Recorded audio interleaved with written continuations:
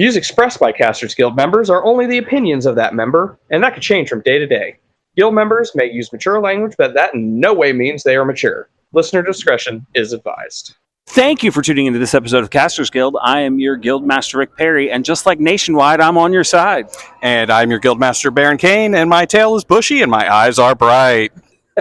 So this is going to be day 2 of our Origins coverage. We had a really good time yesterday. We've got some good stuff lined up for today.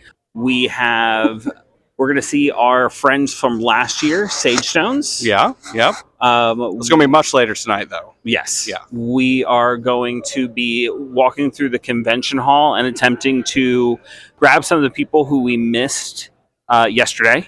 I'm sorry. We are on the floor, essentially, and we're seeing friends walk by. So Yeah. Just It's an exciting start to the day, yeah. So just be ready. Hey guys, hi. Brian from Cloak and Meeple. Will from Cloak and Meeple. Who joined the guild yesterday I was gonna say, as we were doing our all play event. Yeah, I was about to hand them out again. Take another one. Oh yeah, I got you. As many as you want. Be ready, because today is going to be great. That's right.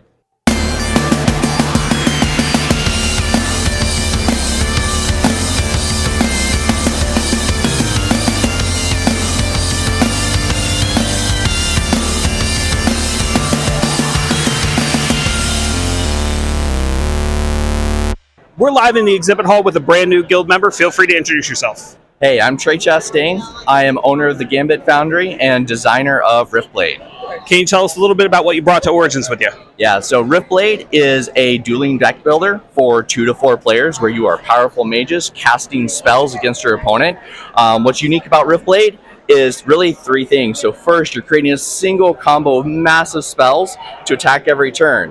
Second, you are managing and manipulating your Rift Stones in order to empower and overcharge those spells. And third, instead of just purchasing and building that deck, you can actually trigger spells from the Rift, which is our market, for instant effect. That's awesome. So tell us a little bit about your target audience. Yeah, so I would say players of any sort of deck builder, so whether that's Ascension, Star Realms, love this game. It's a little bit crunchier, great headspace. Additionally, players of Magic, Yu-Gi-Oh, and the like have really taken to this in droves, especially because you can't play Magic with everybody, and sometimes you need a little bit of a break. No offense, Magic. I love Magic. Too true. I will say full offense to Magic. This is why I like deck builders. It's because I will fully offend Magic every chance I get. Are there any influences or inspirations that you'd like to credit? Sure. So my wife and I play a ton of deck builders. We love deck builders. So that was kind of where this started. But one of the challenges for me was in the end game of a deck builder or TCG, somebody with a draw mechanic takes like 15 minutes because they cycle their deck 30 times. I'm like, hey, I'm just going to go. I'm going to fix a drink. Come back. Tell me what you did. We'll move on. Not super engaging, right? Right. So in Riftblade, once you know what you're doing, a turn should take no longer than a minute. It is super fast. A full game should take no longer than 30. Super easy to get to the table. There's a lot of game conventions around. Why Origins? Yeah, so Origins was actually my first convention last year.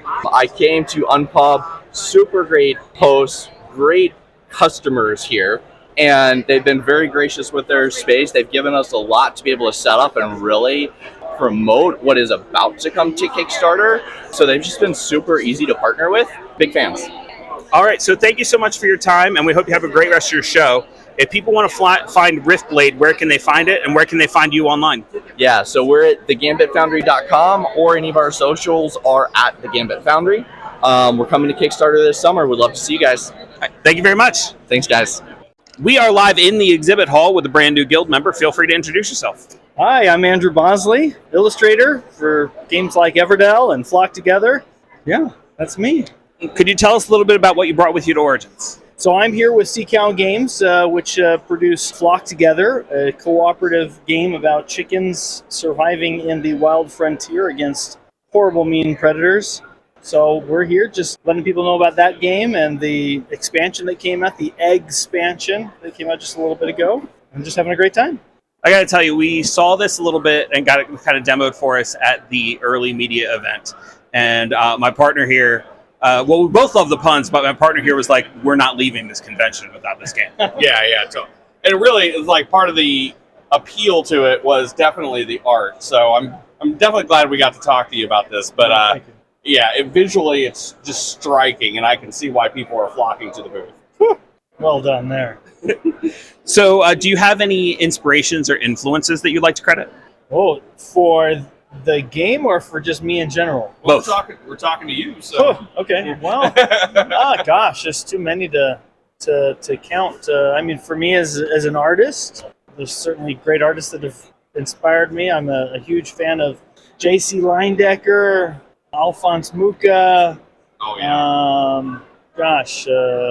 N.C. Wyeth. So many great illustrators in history. So many great contemporary and currently living artists, but I'm fairly partial to some dead ones. Aren't we all? Yeah. But so many. Great heritage in art that I get to ride on the coattails with. So. And for this game in particular, how would you describe your target audience? Oh, that's a great question.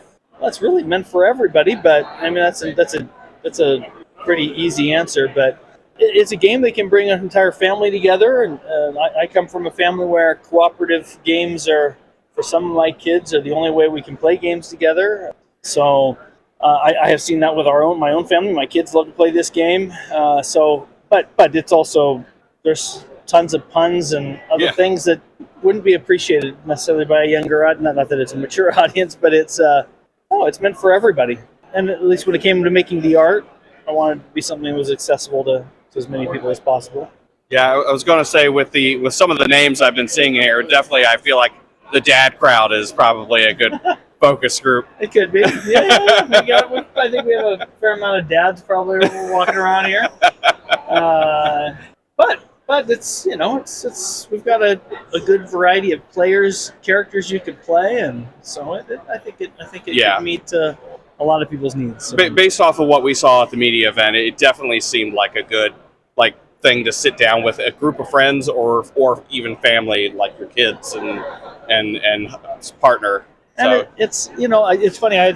My son was just asking me yesterday, 2 days ago, about he was looking for a co-op game, and the only one I don't play a lot of co-op games, but Pandemic, Treasure Island are like the only two that I could come up with and Flock Together. And Flock Together is the light, but not necessarily too light in mechanics, but light in its theme and light in its it's very fun and engaging to play in. So that's really would be my first when it comes to between the serious, and I love the lightheartedness of the whole experience. So just way off base. I saw this too, and I was like, this would make a cool TTRPG.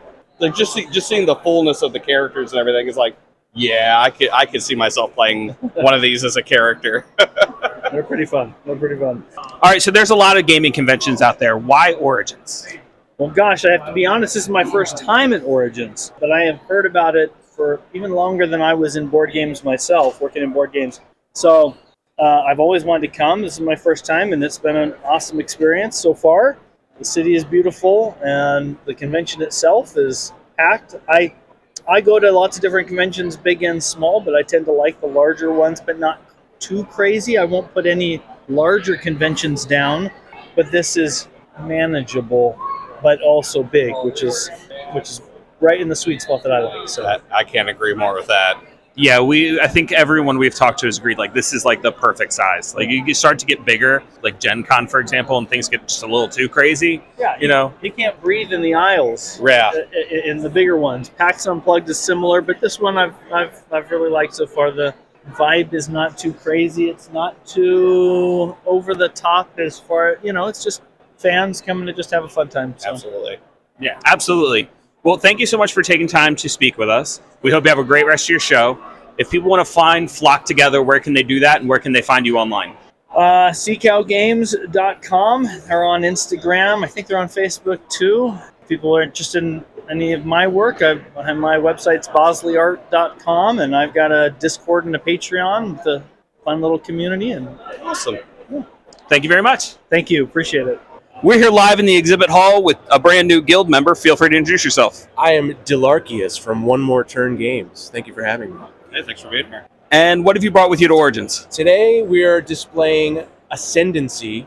This is a big, crunchy 4X worker placement strategy game. This launched about 2 years ago on Kickstarter. We're gearing up for an expansion this summer on August 5th called Underworld. And so we're selling off our last few copies of the base game before we roll into this expansion. That sounds awesome. Are there any influences or inspirations you'd like to credit? Oh yeah, well we're not looking at the art altogether on an audio-only podcast here, but if you were, I think you'd see a lot of inspiration from some classic 90s era Magic the Gathering, from Heroes of Might and Magic 3 are probably our two biggest pulls. It's a very colorful. There's a lot of, strict delineations between your different colors of Magic in their faction. Perfect. How would you describe your target audience? I would describe our target audience as people who are looking for extreme depth in their strategy games. So if you want to sit and learn the game for a couple hours and then you want to be able to replay it ad nauseum and run through, even playing the same faction, do 100 different strategies. I think that's you're a character who would be interested in this game. Are there any other games from One More Turn that you'd want our audience to know about? Yeah, we're also showing off for the first time Cola Wars today. Cola Wars is in a different phase of development at the moment. We still just have a prototype here at the convention. Yeah, I see it's coming out the summer of 1985. That is the tagline, yeah. So the pitch for Cola Wars is, have you ever fantasized about being a high-powered cola executive in the 1980s? Weirdly specific, but yes. Well, I feel like, I don't know. I mean, the three of us have all had that fantasy. Yes. And Of course. presumably all of your listeners as well. Right. So this is kind of a cartoonized version of Miami Vice-y 1980s, and the world is run by cola companies, and you are trying to achieve world domination with your cola company. Yeah. Again, audio only, but the art is just visually striking. Yeah? It's great. I'm glad you like It definitely hits that 1980s Right. kind of exec. It's a lot of legally distinct characters. Indeed. So there's a lot of gaming conventions out there. Why Origins? This is our first time in Origins. We love Ohio for the first time. I've never been here before. Yeah, this is kind of our lead-in for Gen Con, and so far, better, says me. So far, a lot of similar scale, a lot of similar people, but more chill, a lot more opportunities to actually sit and play stuff and talk to people rather than the chaos of a Gen Con. Could not agree with you more. Yeah. All right, well, thanks so much for taking time with us. We hope you have a great rest of your show. If someone wants to pick some of this stuff up, or where can they find you online? The best place at the moment is to check out the Ascendancy Underworld campaign on Kickstarter. Otherwise, we're at onemoreturngames.com. Thank you very much. We're here live in the exhibit hall with a returning guild member. Feel free to introduce yourself. I am John DeCampas of Terrible Games out of Baltimore, Maryland. What have you brought with you to Origins today? We have Token Terrors Battlegrounds, our flagship product, which just came out in early 2022, as well as prototype factions for our Season 3 rollout, and a playable demo of our Season 2 release, which are coming to Kickstarter in the fall, and our relatively new color variant blind bag factions for all of your battling needs in our low luck 1 versus 1 skirmish game that has been doing quite well at this convention, surprisingly, even though it's been out for years. Well, I know last year my podcast partner here sought you out just for Volca. Sure. So actually I started rambling about just Token Terrors. We also have our lightning quick imagination pocket-sized game Pocket Wars, as well as our big box offering and sleeper hit Black Mold, the co-op until it's not survival horror escape game where your turn lasts as long as you can hold your breath, as well as Volca, which you just mentioned, which is our solo campaign adventure game that also has a 2 to 5 player multiplayer mode that is a card clash battle game that kind of breaks all the rules because there's no casting costs, no action points, no hand limit, and no mercy. So are there any inspirations or influences that you'd like to credit? Horror movies from the VHS era where everybody was trying to make a bag off of making the most ridiculous shit that they could think of. Groundbreaking underground comic books and zines, the DIY punk scene, demon worshipping metal bands, just hard, heavy music in general. Baltimore being a bastion city for weirdos and artistic people who like to make weird shit. Hell Yeah, that's where I'm at. 90s era cartoons that were made for kids but had subversive adult themes that you didn't learn about or pick up on until you were grown up. That kind of stuff. As an old bisexual myself, I know exactly what you're talking about. Gotcha. All right, so how would you describe your target audience? People who are looking for something different, people who acknowledge that impactful art and pieces of media that kind of resonate and stick with you a little bit longer and a little bit harder are usually things that are not mass consumable. Something that is willing to take a risk in order to do something fun and evocative.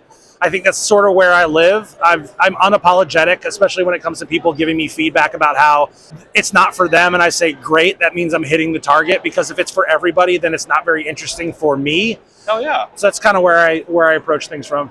Fuck yes. All right, so there's a lot of game conventions out there. Why Origins? I mean, I became a Gamma member in order to seek out distribution and consolidation partners in order to get our games out into the world in a bigger way. And having experienced the Gamma Expo and finding success in that particular pursuit, I thought it made perfect sense for me to come out to Ohio from Baltimore and do this convention. And last year we blew it out of the water. We doubled our money as far as cost. So I was like, it's a no-brainer. So we expanded into a 10 by 20, and we have a larger product offering with a more of a plurality of different experiences that we can provide to people with our weird little brand. So I'll be at Origins every year because it's a great con. It's very board game culture forward, and it's got all kinds of different people who are into the hobby for all kinds of different reasons. That's just a fun time, blast. Yeah, I will say, you did mention you being from Baltimore as one of your influences. At being a Columbus native, you fit right in. Oh, yeah. It's great. Thanks. Yeah, absolutely. All right, so thank you so much for your time. We hope you have a great rest of your show. If people want to find your products or find you online, where can they do that? You can do that at Terrible Games on TikTok. It's Terrible or Token Terrors on Instagram, and tokenterrors.com if you want to go directly to the source and pick up any of our games or buy any of our stuff or look at our stuff. Thank you very much. Thank you, guys. We are here live in the exhibit hall with a brand new guild member. Feel free to introduce yourself. I'm Hannah. I am the half of Trash Cult and Foxhen Creatives. I make games in my spare time. So tell us a little bit about what you brought with you to Origins. We brought Trash Cult with us. It launched last year on Kickstarter in February, funded in 25 minutes, so we're super proud of it. Thank you. It's a 2 to 4 player tableau builder. You are playing as a cult leader that has a group of animals that worship you and a particular food. You do bring in the food first and you win. Pretty easy. Perfect. Are there any influences or inspirations you'd like to credit? Ooh, well, it's going to sound like weird inspiration game-wise, but we like... That's what we want. Yes, okay. Please, tell us the weird stuff. Okay, so if you ever play this game, it won't seem like it, but we wanted the simplicity of exploding kittens with a little more strategy to it, so a little bit of that thematic in there. But yeah, our game's definitely strategically more depth than that has. But yeah, it's got similar guffawing that happens at the table. Perfect. How would you describe your target audience? Our target audience is us. We made the game that we wanted to play. So we, the millennial, earlier Gen Z, I guess older. Oh God, I'm old now. Yeah. We're probably not that far in age. Don't laugh that hard. Thank you. You're way off, but thank you. You can be young in my booth. That's okay. There we go. Yes. But yeah, people that are into trashy things, junk food, raccoons. We got a lot of raccoon lovers in our booth. I'm in. Yeah. Are there any other products from Trash Cult you'd like our listeners to know about? Ooh, we are working on a solo game right now. It is in the early stages, but it'll probably be coming out early 2026. It's a web builder where you're playing as a spider trying to collect all the bugs. That's cool. That does sound cool. So there's a lot of different gaming conventions out there. Why Origins? So we are from Columbus, Ohio. This is our home. We've been longtime attendees, and just 2 years since we started this game, we started exhibiting, and it's been great to be a part of the family locally. All right. Well, thank you very much for your time. We hope you have a great rest of your show. If someone wants to find your products or find you online, where can they do that? They can find us at foxhencreatives.com. They can also find us at Trash Cult Game or Foxhen Creatives on all the socials. We're everywhere. Thank you very much. Thank you. We are live in the exhibit hall with a brand new guild member. Feel free to introduce yourself. Hi, I'm Josh, designer of Coalition Councils of the Republic. And can you tell us a little bit about what you brought with you to Origins? Yes, absolutely. So I have Coalition here. It is a negotiation game for 4 to 15 players. If you have a social deduction group, but you have friends that don't like lying, this is a great alternative that they might like instead. You will be bargaining instead of lying. So are there any influences or inspirations you'd like to credit? Oh, yes, absolutely. Well, first of all, I've played a lot of social deduction, and I really wanted a game where I had a reason to talk to my opponents in a sort of collaborative way. So that's what makes this game tick, is that you have shared goals with your opponents, so you can talk to most players in the room. Sidereal Confluence is a much heavier game, but I think it's one of the greatest games of all time, certainly the greatest negotiation game. So that's a big influence as well. How would you describe your target audience? My target audience, people with groups big enough to play social deduction games that want something else, or people that are a big fan of negotiation games, period. Diplomacy players tend to do really well at this game. Is there anything else from Spoonbill that you'd like our listeners to know about? Anything else from Spoonbill? This is our first title, and it is in fact live on Kickstarter right now. We are fully funded and then some, so it is happening. Congratulations. Thank you. So there's a lot of gaming conventions out there. Why Origins? Why Origins? I like Origins. I've only been here once, but I think that most of the cool stuff that they have at Gen Con is also here, but it's not a total madhouse, so you actually get to, walk up and enjoy things instead of having to plan your whole vacation 2.5 months in advance. Yep. Perfect. Thank you so much for your time, and we hope you have a great rest of your show. If anyone wants to find Coalition or find you anywhere online, where can they do that? They can do that at coalitionthegame.com. That is coalitionthegame.com. Alternatively, you can just look us up on Kickstarter, Coalition Councils of the Republic. All right. Thank you very much. You have a great rest of your show. Thank you. We are live here in the exhibit hall with a brand new guild member. Feel free to introduce yourself. Hi, my name's Jesse. I'm here with Bud Stuff Games, and we brought our superhero RPG, We Can Be Heroes. All right, can you tell us a little bit about what you brought with you to Origins? Our superhero RPG, We Can Be Heroes. It's a build your own superhero from the ground up. You level up. It's super customizable. You can improve your powers as you go. You can build your public reputation. Use that to gather intel, curry favor, do superhero things. Yeah, I'm someone who's always on the lookout for a good superhero TTRPG. Because this is a good balance between explosive combat and a strong role-playing aspect to it too, so you get both ends. So you were saying, actually not that long ago in an episode, that there hasn't been a good superhero RPG since, what was it? Marvel Saga.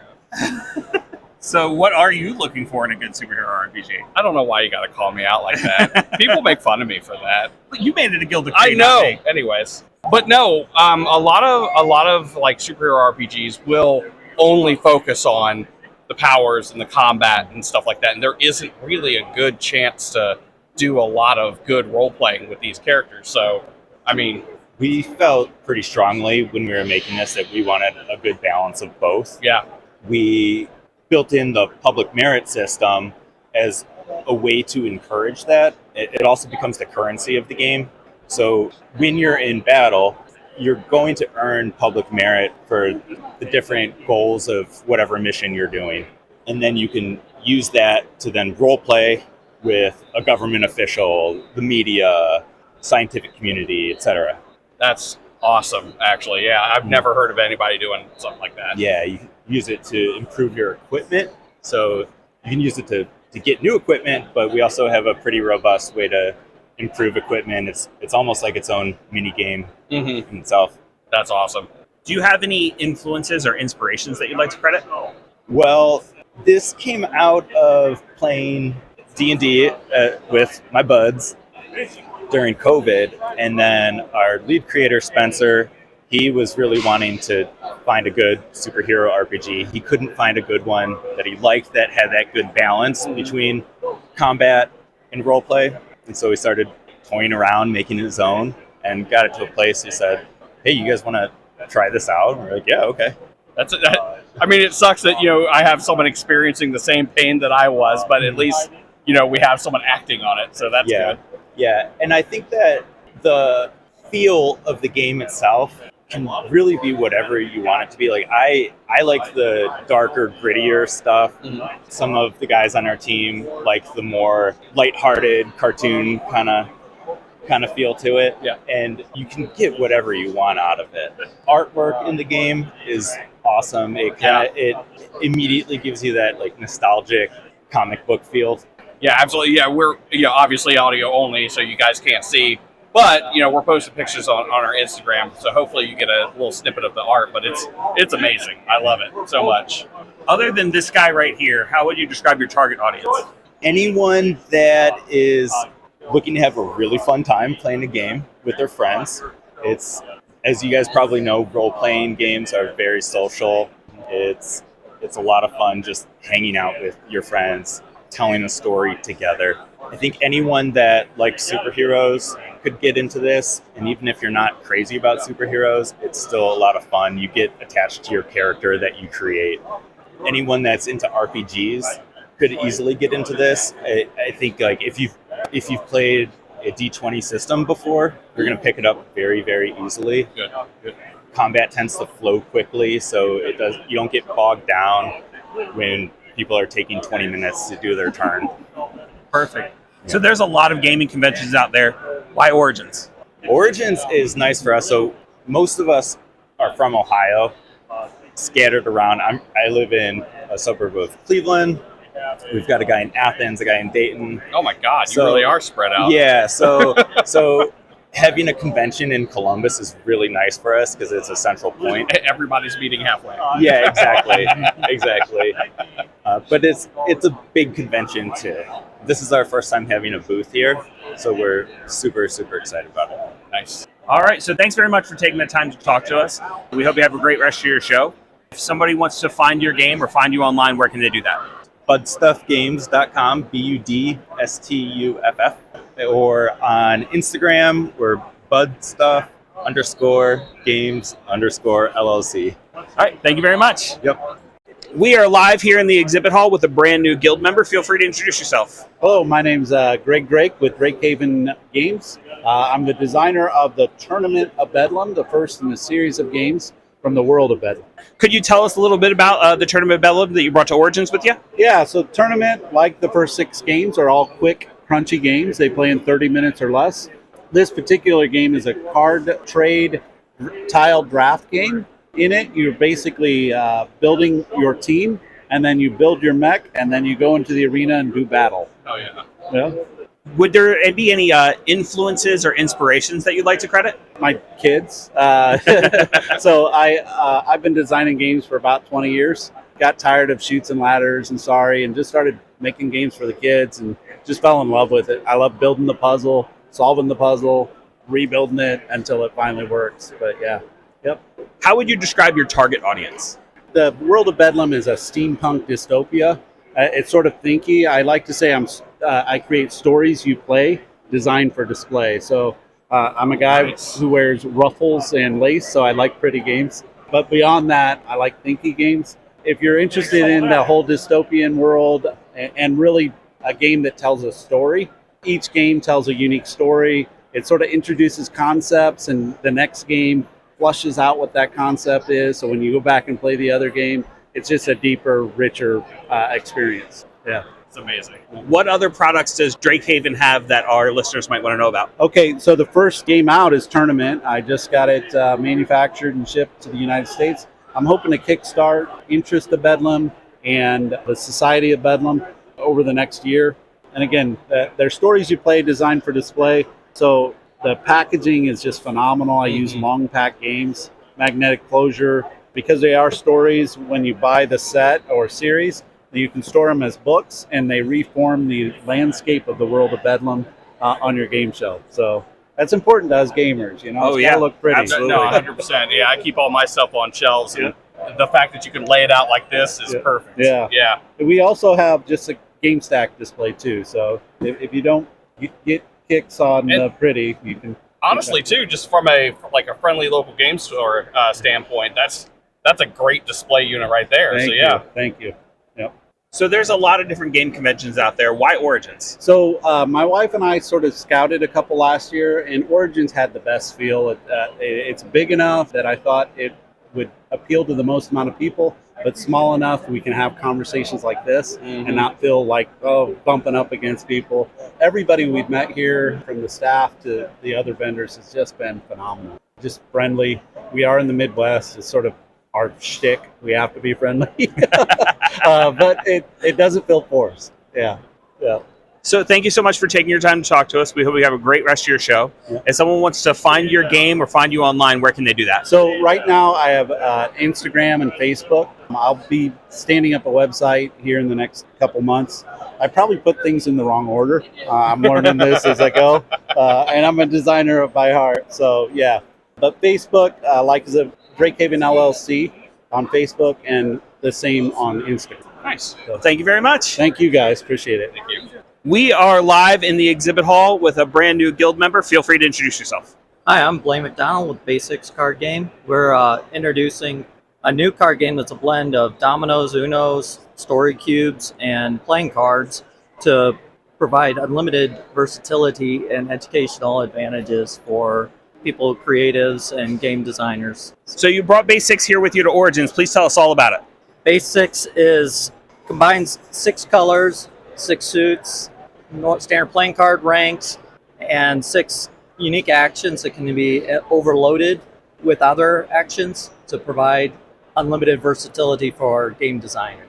Also for storytellers, idea generation, we're working on lesson plans for 13 different categories for students between 2nd grade and 12th grade, and also some 6 extra curriculum courses around ideation, innovation, creativity, entrepreneurship, and for augmenting 6-week courses with that information. We have about 20 additional gameplays online that are very different from the included base game, and we've got about 50 more along the way, and we are also with that's used all in the standard deck that's here at the show for $20, or on Amazon or our store for $24.99. So includes lots of games, lots of fun, lots of creativity.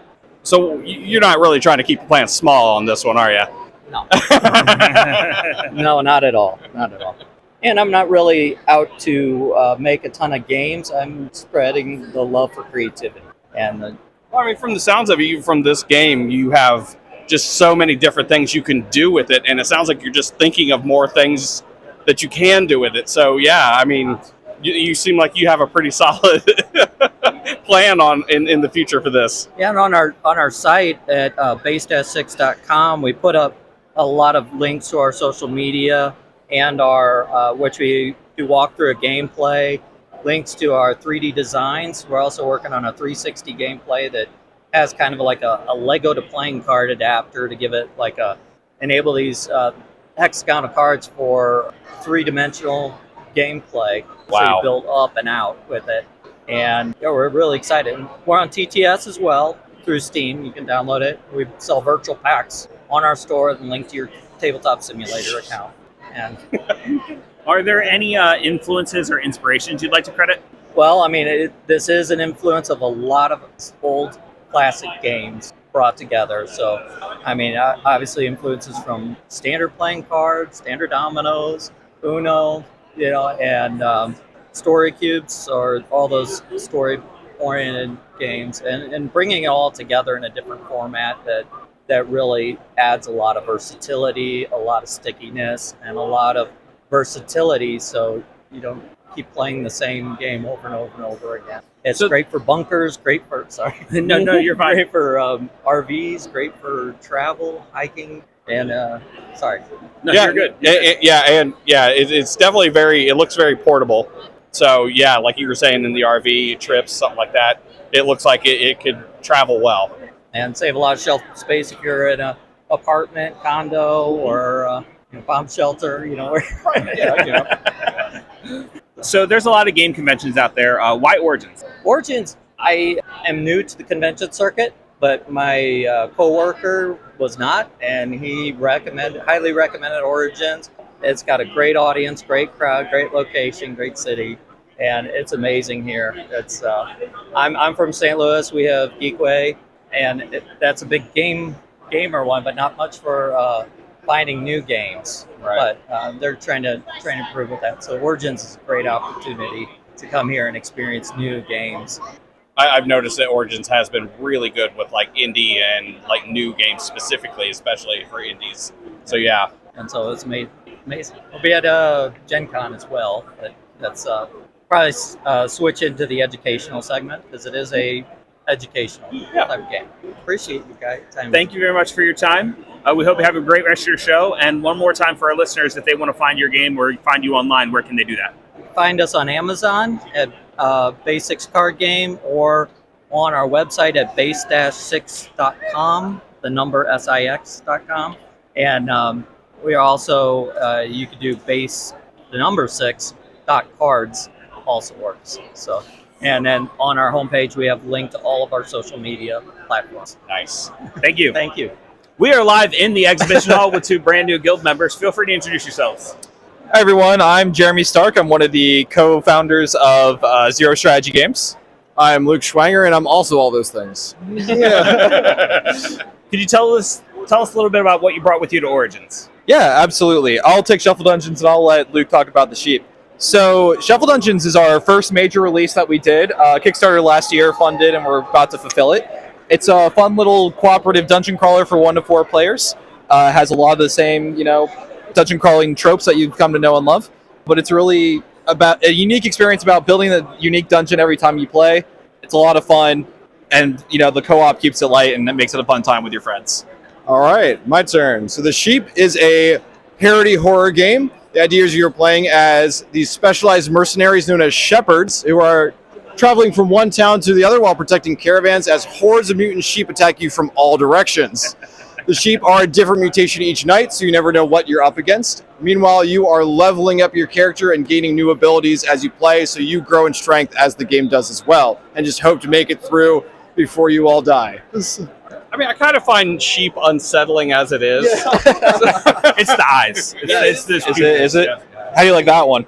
What are they thinking? He looks inviting, but I think that's the trick. That is the trick. We're going to do a full sense of security first, and then they go at you. Yeah. So come on, Betty, I got this light. Yeah. All right, wait a minute. Yeah. Not again.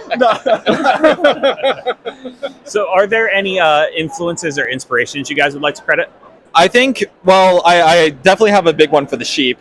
I'm a big fan of horror movies. There's a B-rated horror movie called Black Sheep. That's basically about mutant sheep killing everybody. Definitely a huge inspiration for that. But really, generally just a love of games and, trying to make a game, especially these cooperative games where you can bring anybody in and have a good time is kind of our inspiration for, why we designed the games that we did. Anything you want to add? I would say, yeah, I used to make games for my friends in my spare time, which I'm sure Jeremy did as well. And we had an opportunity to get together. I actually didn't know these guys before I joined the team. And just being able to come together and get to know each other's strengths through game development has been a lot of fun. It's a totally different viewpoint of games to be able to see it from how it's built and all the fun little complications along the way that comes with that. And then getting a better appreciation for games I do play because of how smoothly they work now that I understand the process. So, yeah. How would you describe your target audience? People who like to have fun, but more specifically, I mean, as you can tell if you're looking at our booth, we don't take ourselves too seriously. I think games are meant to be fun and to have a good time with your friends.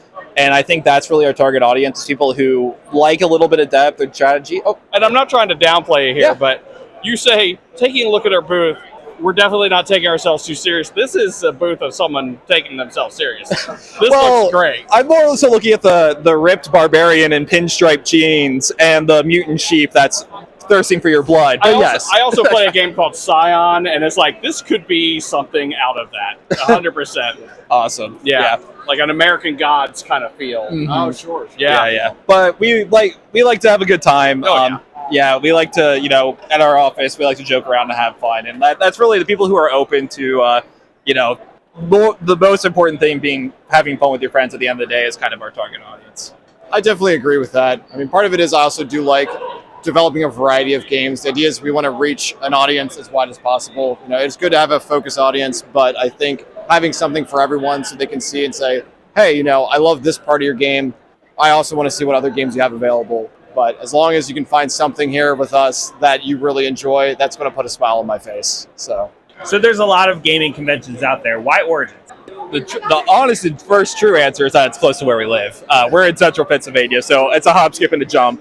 But no, it's really, as someone who goes to PAX Unplugged and some of the other conventions, it's wall-to-wall people constantly. But Origins, you get a chance like this where we have the time to take out every day, talk with other creators, talk with, our fans. And it's really just an awesome experience to not be constantly just going, but have a chance to really connect with other people.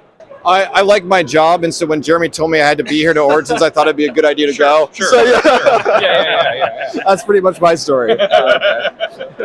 So thank you so much for giving us some of your time. We hope you have an awesome rest of your show. If someone wants to pick up some of your games or find you online, where can they do that? The easiest thing is going to be to go to zerostratgames.com, and then everywhere else on social media, YouTube, Instagram, is going to be Zero Strategy Games. A lot of our games, unfortunately, are still, tied up in shipping and the chaos with all of that. But we're hoping to have Shuffle Dungeons available later this year and the Sheep on Kickstarter shortly thereafter. Thank you very much. Yeah, thank you. We are live in the exhibit hall with two brand new guild members. Please feel free to introduce yourselves. I'm Brooke Stibble. And I'm Emily Bader, and we are the Band of Idiots. Yeah. And tell us a little bit about what you brought with you to Origins. Our first product we have is our Reckless Rollers dice case, which is a trampoline dice case. It can hold up to 2 sets of dice. It's all 3D printed and built in-house. It has a silicone layer in it that when closed compresses your dice and keeps them quiet, and when open you can bounce your dice like a trampoline into a dice stripe. So it was super fun. The other thing we have here today is a handsome gelatinous cube. Comes with a micro adventure. It's a mini you can use. It's magnetic and the bottom comes off. So you can fit one player mini inside as well. Yes. And then we're also showcasing a product that we're hoping to launch on Kickstarter in the fall that is magnetic modular terrain. Yep, every side is connectable. It's a focus on vertical combat as well as a player engagement type system where players can potentially add to the battle map. So come by and see us. We are the Band of Idiots, and we'd love to chat. So are there any influences or inspirations that you guys would like to credit? We got our start in college as industrial designers, playing D&D, and that was the inspiration for our company name. That was our original party's name, was Band of Idiots. Very so cool. It's been fun to keep that creativity going. For the modular terrain, I would guess the inspiration would be I've always liked the idea of vertical combat, but it's hard to do as a DM and keep track of where players are at, if they have advantage on height levels, or if they have line of sight, all that stuff. So I was like, might as well just make something that eliminates that problem. So, yeah. Our gelatinous cube got started because I was trying to learn a new 3D modeling program, and the easiest thing to make is a cube. And it sort of evolved from there to have a face and cheeks and all of that. So super silly and fun. Yeah. So we both also really love gelatinous cubes, so we're probably both like, How would you describe your target audience? So I would say our slogan is where creativity is allowed to be done. So we love the idea of a well-polished, well-thought-out product, but also the core is really silly, and people who have a young spirit and are open to a little bit of goofiness. Yeah. Yeah, because the game is supposed to be fun, and so giving people the opportunity to relax and have fun with things outside of their busy day-to-days is a really sweet place to be. Yeah. Wonderful. So there's a lot of different gaming conventions. Why Origin? I guess first reason why is we're from Columbus. So school brought us here and we kind of stuck around. So right in our backyard. So this is our first time at a convention. We've come the last 2 years as attendees, and we really liked what we saw here at Origins. It's an awesome community. When we were setting up, we were sharing resources with all other exhibitors. Got to make friends over duct tape. Yep. So it's good. So yeah. All right. So thank you so much for your time. We hope you have a great rest of your show. If somebody wants to find your products or find you somewhere online, where can they do that?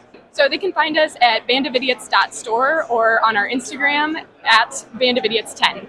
Thank you very much. All right. Thank you so much, guys. Thank you. We are live in the exhibit hall with a brand new guild member. Feel free to introduce yourself. Hey, I am Matthew Ryan of NB Lorne Games. Can you tell us a little bit about what you brought with you to Origins? Yes, so I brought a lot of tiny games because we specialize in tiny games. We brought our game Confusing Lands, which is actually nominated for an Origins Award. We're very excited. Thank you. We're going to see if we win tonight. It's in the category for light strategy, so fingers crossed there. We have our game Sirens, another fan favorite. It's a you actually take on the role of sirens, and you have to sing lovely songs to lure sailors to your side of the cove to do siren-y things to them. The other game, we do a nostalgic throwback to Defrag, where the box is actually a floppy disk, which the younger kids like to call the save icon. This game is very puzzly and strategic, and it's a very fun. Lastly, we have in our Tiny Game series 16 Candies, which is a light set collection game where you're encouraged to play with candy pieces as your health, and it's a fun way to introduce younger children to set collection as a game mechanism. We also have our brand new Hercules and the 12 Labors. It's a solo experience that's absolutely beautiful. I wish I had copies because I probably would have sold every one by now. People are very excited about this. I did try to take one, and I was tackled promptly. Security here is really tight. It's tight.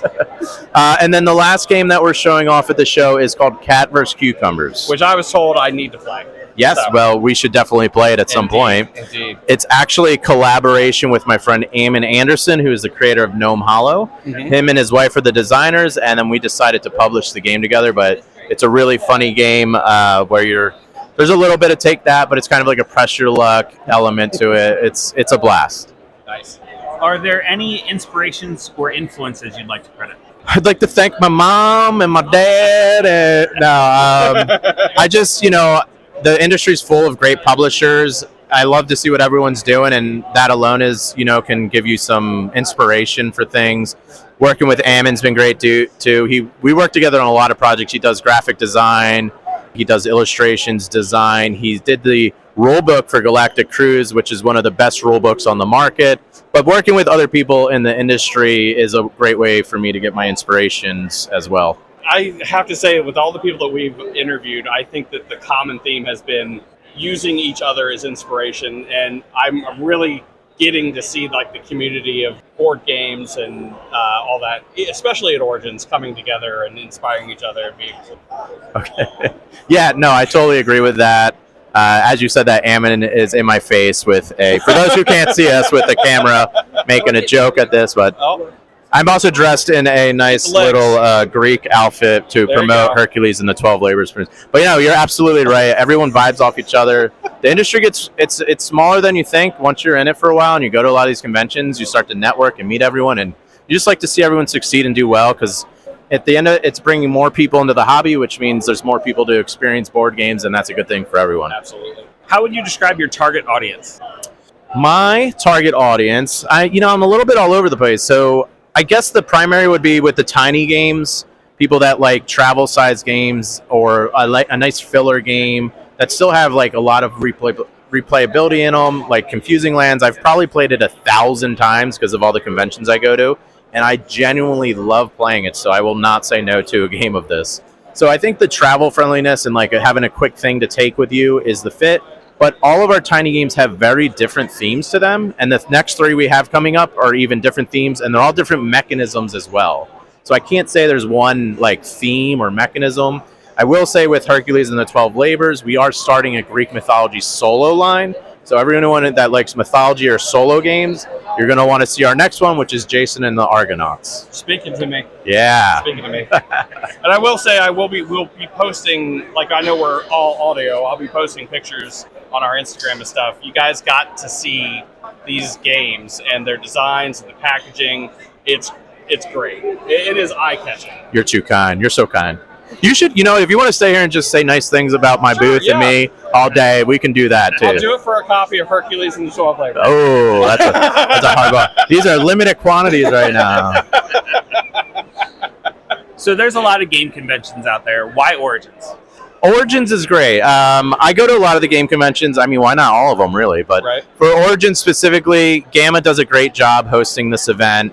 I think it's a big enough convention that you can get like a really good big convention experience, but it's not so overwhelming. Like Gen Con I love, but sometimes just walking the halls is like a nightmare because it takes 30 minutes to walk across it, and it could be very overwhelming, a sensory overload for people. So I think this is a great way to see a lot of the bigger and even smaller publishers in the industry, but also not in a way that it's going to overwhelm you. And then Gamma just does a great job, and they have some fun programs to help support people that are starting off in the industry, and they just do a good job of it. I also really like Columbus, Ohio. It's got a great restaurant scene. It really does, yeah, and it's just getting better. Yeah, I'm happy. Not that we're here to talk about the restaurants. But Yeah, I'll give a little tip. There's a pizza place across from the convention center. Underneath, there's a speakeasy, a tiki bar speakeasy. It's definitely worth checking out. Yeah.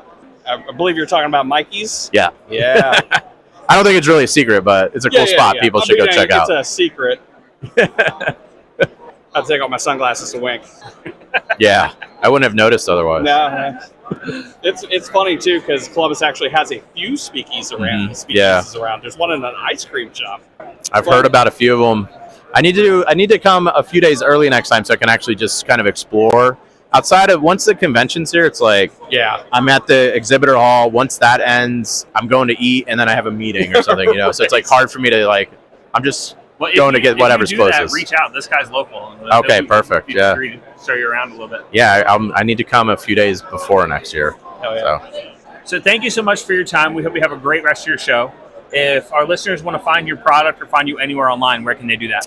So if you look up Envy Born Games, pretty much on any social media, TikTok, Instagram, Facebook, you're going to find my accounts.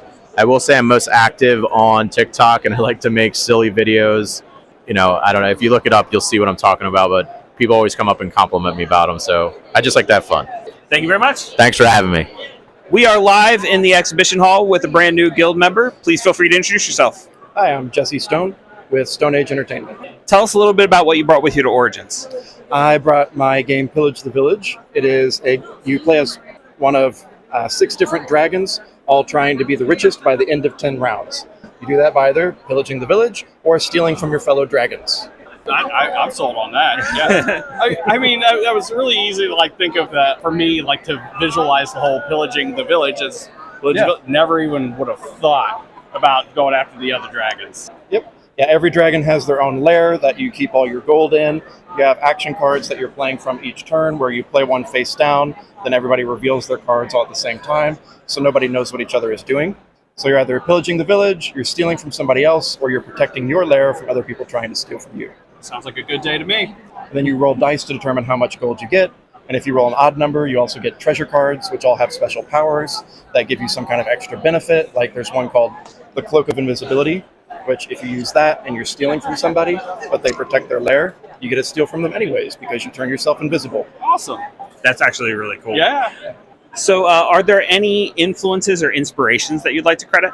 Not directly in board games, but all of the dragons are inspired by different cultural interpretations of dragons from around the world and mythologies. So you have the traditional Western dragons and Eastern dragons, wyvern.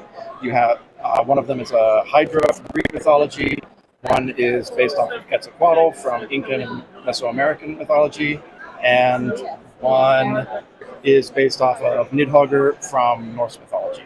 And I know that this is an audio podcast, but anybody listening, I will be posting stuff on Instagram. The art is amazing and really good examples of what he was just talking about. Yes. I cannot take credit for the art. If I had drawn it, it would have been stick figures. Sure. But our artist did an amazing job. Their name is Nil Lopez. This was actually their first professional gig. Really? They're a young artist out of Spain. And yeah. Cannot tell. Yeah. you can't tell their faces, but they look shocked when they look around at the art when I said that. Yeah, this is their first professional job, which is probably the only reason I could afford them. But they're really great. You should definitely check them out. They're on Instagram, and they're making their own graphic novel and stuff now. So wonderful. Definitely check them out. They deserve all the praise. They were fantastic to work with throughout the whole process. How would you describe your target audience? I would say if you like dragons, definitely. If you like fast-paced, shorter-played games, we say 30 minutes on the box, but that's really just including learning time. Once you know what you're doing, depending on how many people are playing, it's 15 or 20 minutes. So if you like fast-paced games, you like fantasy or medieval or just dragon aesthetics, you like more combative games where you're stealing from your fellow players, then this is a great game for you. If you like D&D, I always tell people that this is a great one to crack out when your last party member is stuck in traffic on the way to the house. You can break out Pillage the Village and play through a couple games really quick while you're waiting for them to get out of traffic. Dragons and their lore have always been one of my favorite parts of D&D. I mean, like it's so like one of the coolest things about it. I always thought is I heard someone say about the lore of the dragons of D&D. If you own a named magical item, something that is that rare, there's a dragon somewhere that knows your name and is thinking about how to get it from you. And that's like sounds like what your game is all about. That is exactly what it is. This game was. There really aren't very many games where you play as the dragon. And the ones where you do, it's usually like you're a dragon rider or you're a good dragon, but none where you're Smaug. And this is like, you are Smaug. You are a giant, greedy, monstrous dragon who is raiding the villages for money and treasure, or stealing it from other dragons. Like, you are the bad guy. So there's a lot of different game conventions out there. Why Origins? We go to quite a few. Origins is actually our first event that we went to last year, though. It's very well known. There's a lot of people who come in attendance. I've learned over the last year, I wasn't a Gamma member. Gamma is the organization that runs Origins, and I wasn't a Gamma member when we went last year, but I became one after that. And that's also good for like making industry connections and meeting new manufacturers and talking to other publishers and other creatives to learn like, here's how you could do this, here's how you could do that. And getting all of that advice. And at Origins and other gaming conventions, this is compared to like other industries I've seen, this is such a nice industry to be in. People here and like other companies aren't cutthroat. They aren't trying to like stomp the little guy down. So as a like brand new publisher, and my company in air quotes is me on my computer, like it's really nice to know that I'm not like seeing these mega displays and they're like I can ask them for advice and they'll like willingly and just like openly give it to me and help, and everybody just kind of is okay with like wanting each other to succeed, which is not something that you typically hear about when corporations like talk to each other. Yeah, that seems to be the running theme. Is there's a lot of emphasis on community with the board gaming community and Origins really too. Yeah. So. And I think a part of that just has to do with the nature of board gaming, is that while this is like a more nerdy hobby, it still requires at least a little bit of social skill, because you do have to have like some ability to have like make friends or like talk to people and engage with other people to play a board game. Most board games require at least 2 players. So there is just that like necessary bit of social component, and I think that bleeds over into the corporate side, because for a lot of these companies, they're run by the people who are making the games. Yeah. Sure, you do eventually get to like your Asmodees and your Hasbros, and where it's just like there might be some corporate executive in an office somewhere. But for a lot of the people here, you very well might be talking to the owner of the company when you like buy the game. That's happened to us a few times actually. It's actually more likely. It's Yeah. more likely that's exactly who you're talking to than it just be somebody working for the company. Right. Yeah. Like that. I mean, I'm just the one game, but that's me. Like I made the game, I published the game, I did all the manufacturing. The only thing I didn't do was the illustrations. But everything else I've done, and now I'm at conventions all the time, trying to hawk my wares. Well, thank you very much for taking your time to talk to us. We hope you have a great rest of your show. If somebody wanted to pick up your game or find you online, where could they do that? You can buy our game on our own website. Also, if you search Village Board Game, you'll find it on Amazon. And we're in about 16 different stores scattered across the country, slowly growing that and expanding into it.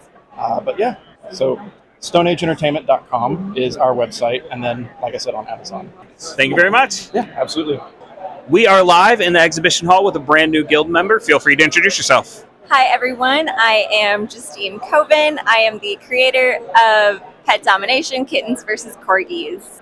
Can you tell us a little bit about what you brought with you to the convention? Yeah, so right now I have the game Kittens versus Corgis.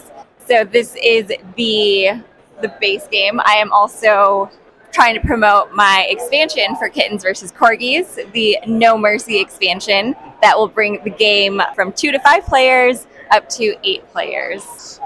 Tell us a little bit about how the game plays. Yeah. So Kittens versus Corgis, you are playing as either a kitten influencer or corgi influencer. As influencers, your goal is to get as many followers as you possibly can before the end of the game. So essentially, you are going to attack your friends, defend your followers, and dominate social media. Do you have any inspirations or influences that you'd like to credit? So I started making the game as part of a class. It was an assignment, and I was like, what am I supposed to make a game about? And I looked over at my pets, my cat and my corgi, and I was like, well, these guys are my favorites, so let's make a game about them. But yeah, so if I was giving attention to one of them, the other one would zoom right over and be like, pay attention to me too. Demanding pets also. So I was like, that's kind of like social media influencers fighting for attention. So we'll make my class assignment about this.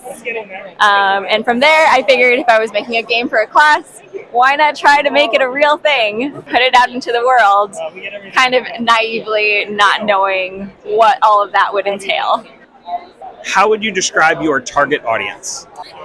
So I designed this game with millennials in mind. As a millennial, it's for a more like casual type gamer. It's a really fast-paced kind of party type game, but there is also a lot of strategy that can be put into the game.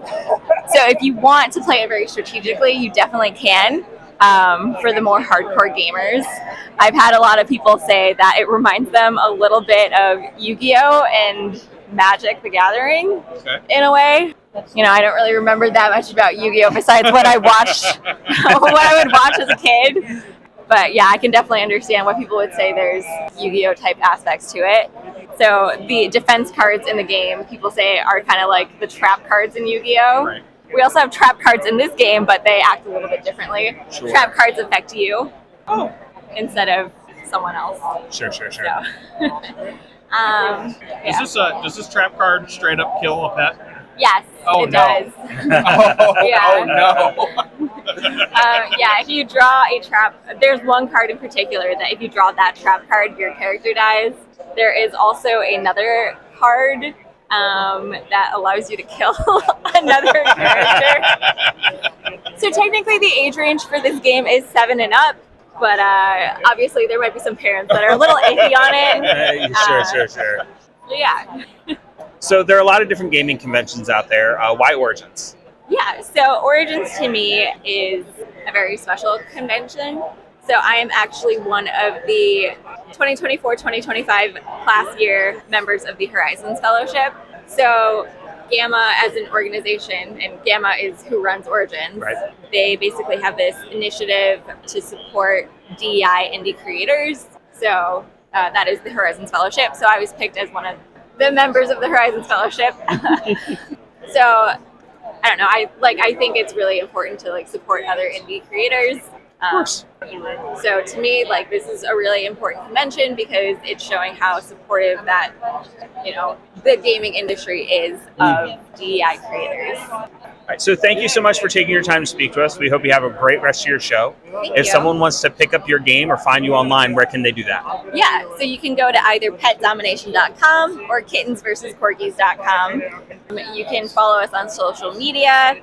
Most everything is kittens versus corgis, and the versus is just BS. Thank you very much. Thank you. We are live in the exhibit hall with a brand new guild member. Feel free to introduce yourself. Hi guys, my name is Matt Shirk, also known as Shirky, and I'm here presenting Rock and Roll Broühaha at Origins in Columbus, Ohio. So tell us a little bit about Rock and Roll Broühaha.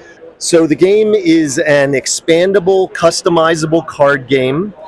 Today I'm selling the base set, but I also do have a one expansion with another on the way. So these are pre-constructed decks.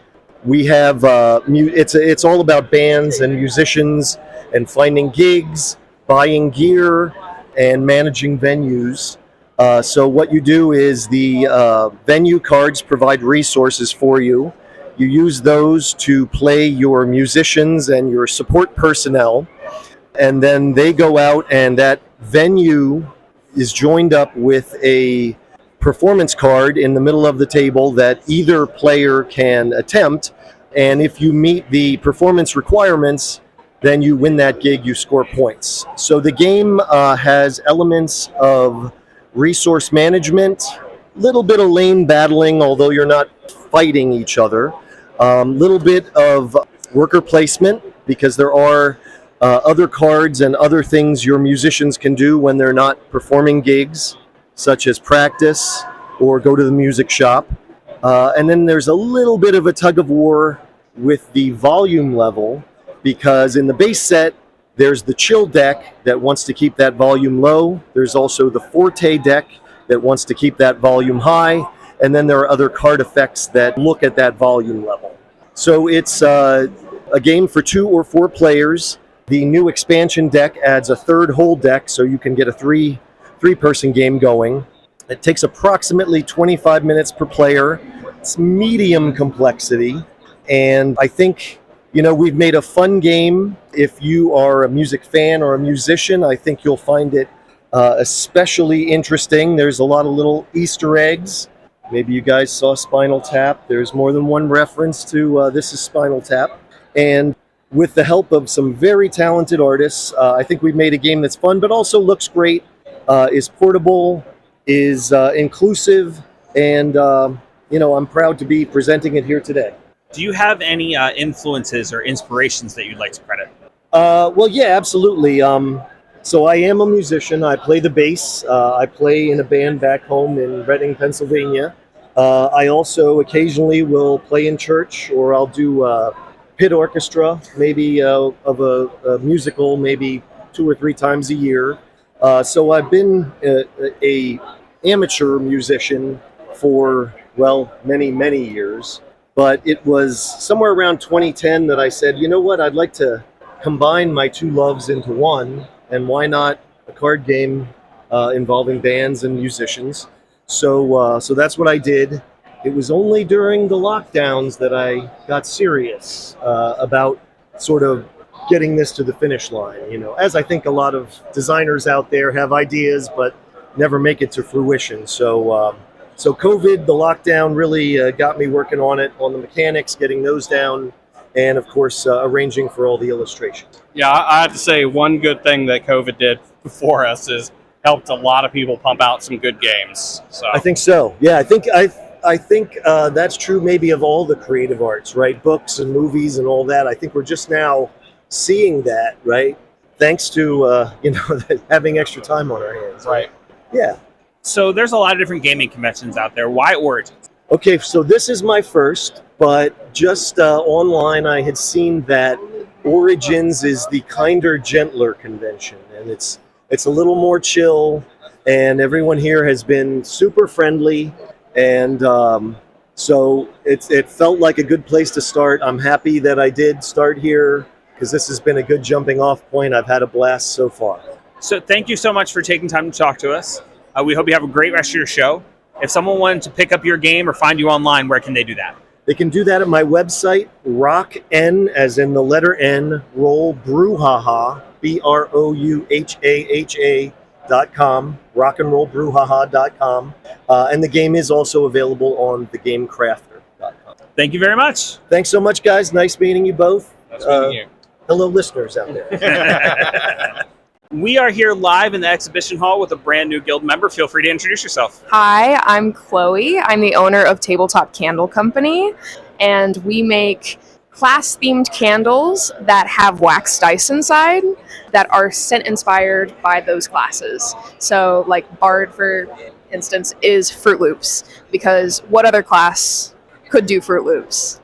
And Rogue is bergamot and coconut milk, because it's smooth and, masculine and sultry. But we try to capture each class's essence and scent. I appreciate the Game Master. Yeah. Yeah, because we need that. That's what I'm saying. We got AM and not enough PM. representation these days. And we have Storyteller over here. So the thing about thing about Game Masters is you can't stereotype them into one scent, because so many different types of game masters play games. I would have loved to have found one, but honestly, I don't think 3 is enough, because it doesn't really cover every type of game master or dungeon master that there is. So might be looking to add another one of those soon.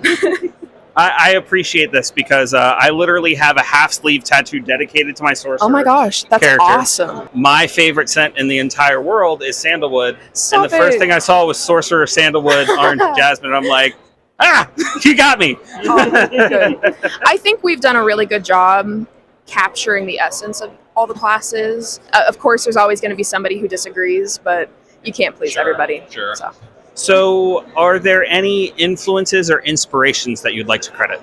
Oh man, my husband, honestly, and my party. All of these scents were made and chosen by our own D&D party.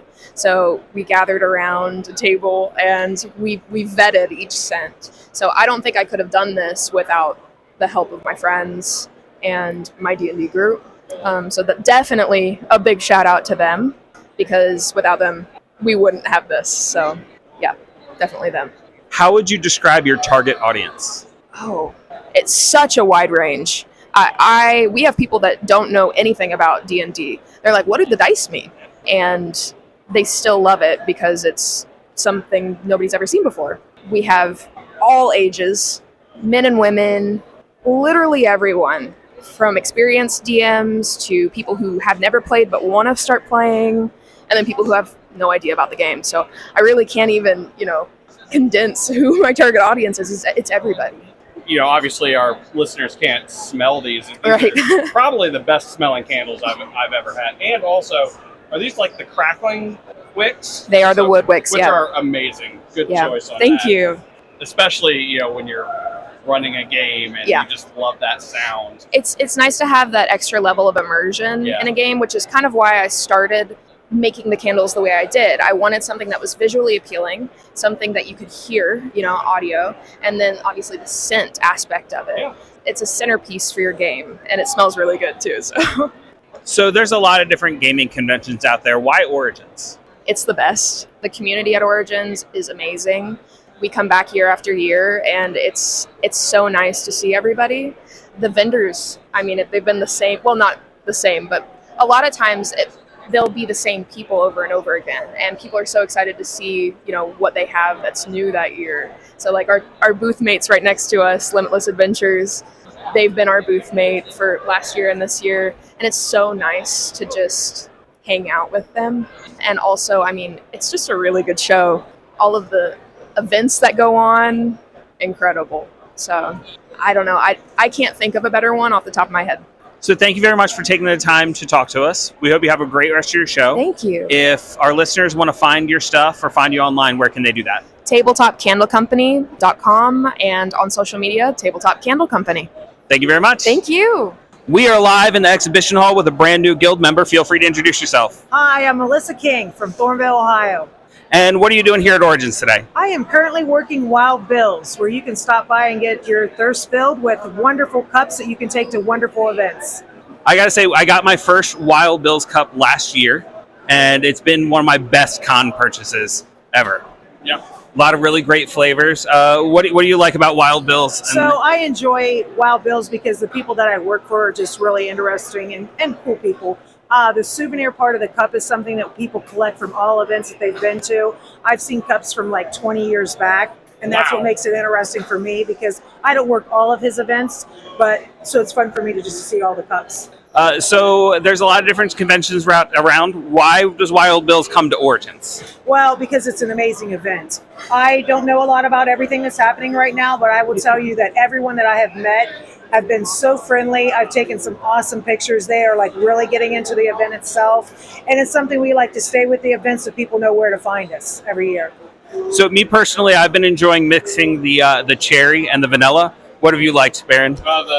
I big call it strawberries and cream. It's the strawberry and the vanilla cream. Do you have a favorite flavor? I am just a root beer girl, but my daughter is working with me, and she is the Rocket Pop. She's loving the Rocket Pop. So, and we don't have, there are some events that we have that we bring certain flavors out for, so people are looking for those. One of our big sellers, I will say, is the vanilla cream. So I'm glad you guys found something you like, though. So thank you very much for taking your time out to talk to us. We hope you have a great rest of your show. If anybody wants to find Wild Bills online, where can they do that? Just go to Facebook and you'll see what event we're going and where we're at. We travel everywhere. So thank you. I enjoyed meeting both of you as well. Thank you very much. You're welcome. We are live here at the exhibition hall with a brand new guild member. Please feel free to introduce yourself. Well, if you don't recognize my voice right now, there's something wrong with you. Have you been under a rock for the last 30 years? This is the new guild member, John Barrowman, a.k.a. Captain Jack Harkness, Malcolm Merlin, just to name a few. So what brings you to Origins 50th anniversary? Money. No, I'm just kidding. I've been the 50th anniversary. I guess they were doing something a little special, and we were invited, myself and Sylvester McCoy and Sophie Aldred, who are other Doctor Who cast members from another generation of Doctor Who, but we're all family in this TARDIS, so that's why we were asked and invited. And it's nice because I've never been to a gaming con, so it's a whole new experience for me. Do you do any kind of gaming yourself? I play probably old school games that are not really what are being shown off here. However, I've walked around and I've bought myself a couple of things. I bought it's called, one of them was called I think it's Manhattan 1921, because my husband's an architect, and the game is based on building and rebuilding the turn of the century New York. So I bought that, and then I bought a couple of card games. Lovely one called Poop. I'm familiar with that one. Yeah. There's Poop, the first version and the second version, and apparently you can mix Poop. So I'm going to, with my great nieces and nephews, I'm going to play the Poop game and mix up some poops. I also got one, I can't remember the name of it off the top of my head, but it's to do with the Wizard of Oz. Okay. And it's a game where it's not about just going to that's what it's called. It's called Home from Oz.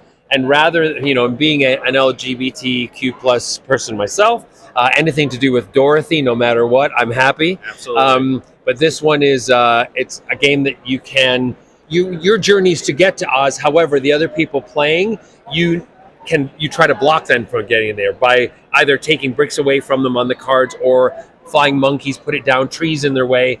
And the gentleman who gave it to me as a gift, he said, you can either play it as a normal game or you can play it as a drinking game. Oh. And I'm very up for the drinking version. I'm sold. Of course, yeah.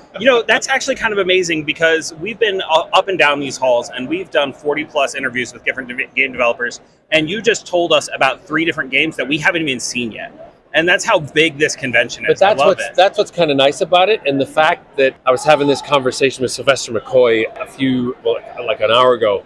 How great to see people that it's not all about screens and game consoles, that these are actual games where you sit down and I was speaking with Tamika, who you can't see, but she's standing right there next to me, with her beautiful cherry earrings on. They are. And Tamika, and we were saying the other day, just going up an escalator, 2 guys sitting under an escalator or a staircase, and they're playing a game and they're talking to each other because they're having to describe what their objective is in the game and how they're doing what they're doing, and it's just a great way to do things. Board games are so much fun. So much. Let's get back to more board games. Yeah, it's a great way to bring communities together.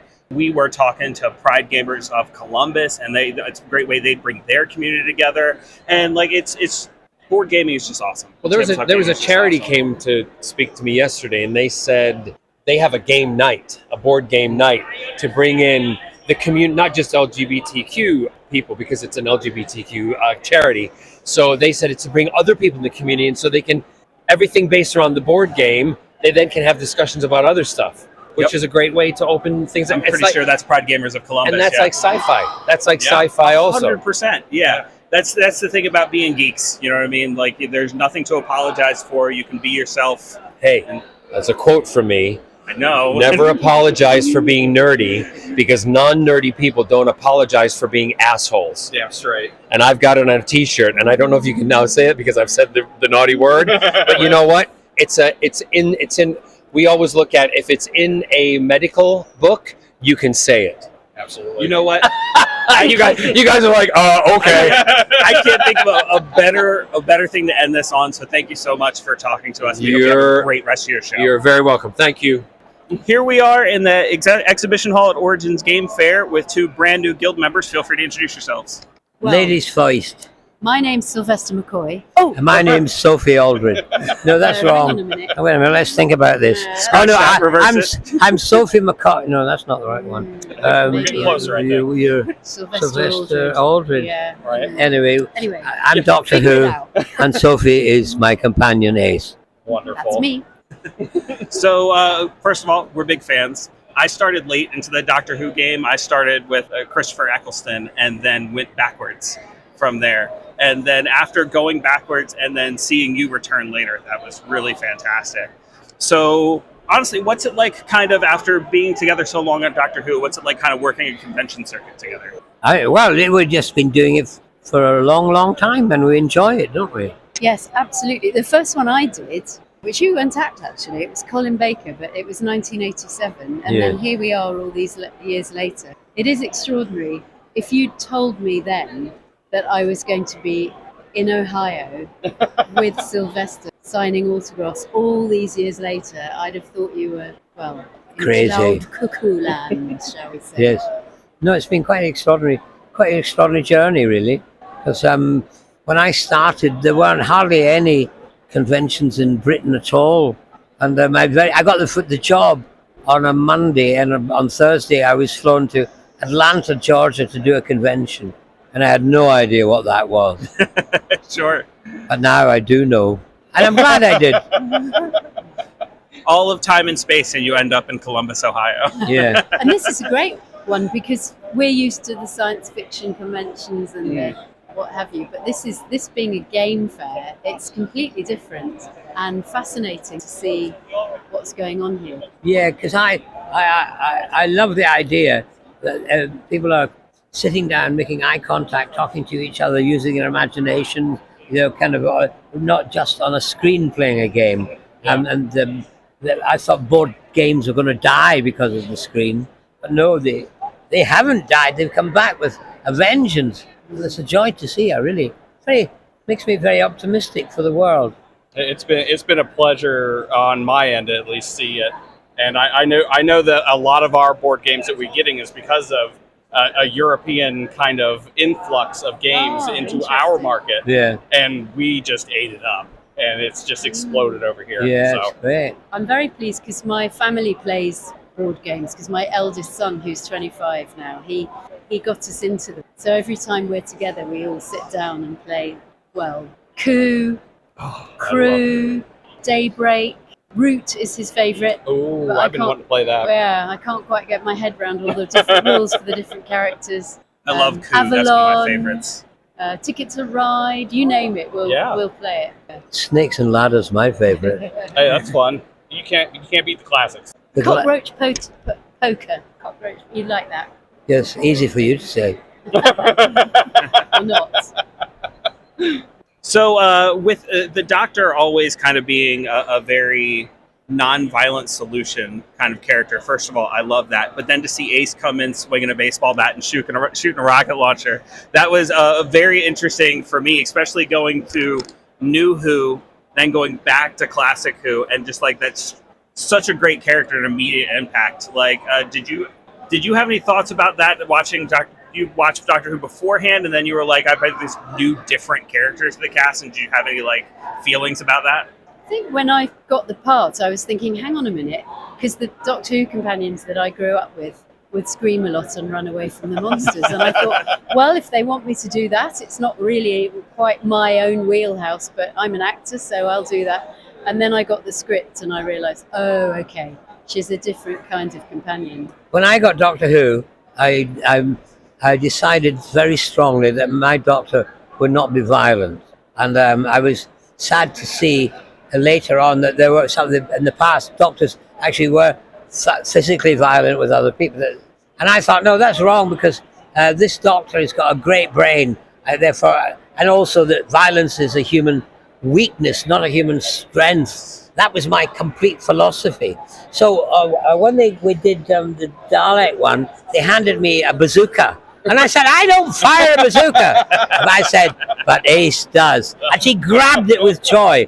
And I thought she was going to kill us all when we were practicing how to fire the thing. So that was how it kind of developed, really. Yeah, I'm Doctor Number 7's secret weapon. Yeah. And then that Nitro 9 that you're not carrying. Exactly. All right, well, honestly, with that, I can't think of a better way to end this interview. Great, so thank you. Thank you so much for talking to us, and have a great rest of your show. Thank you. And hello to all our fellow guild members. Oh, yes. Hello. Hello, goodbye.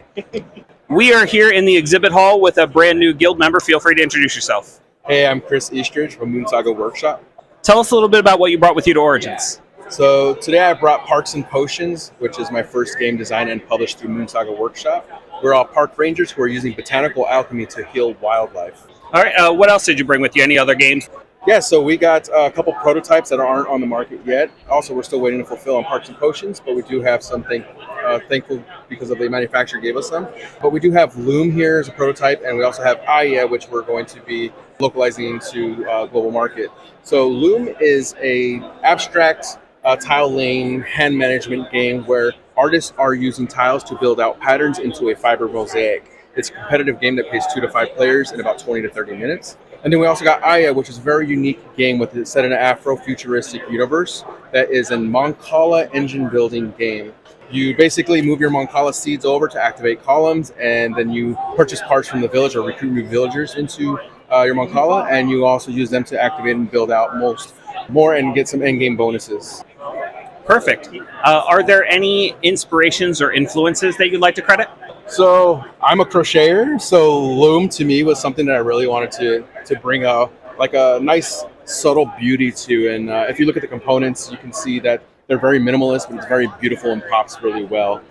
So that was a great inspiration for me. I'm addicted to crocheting. So Parks and Potions also, I have a huge affinity for nature. I love animals. I'm also a falconer.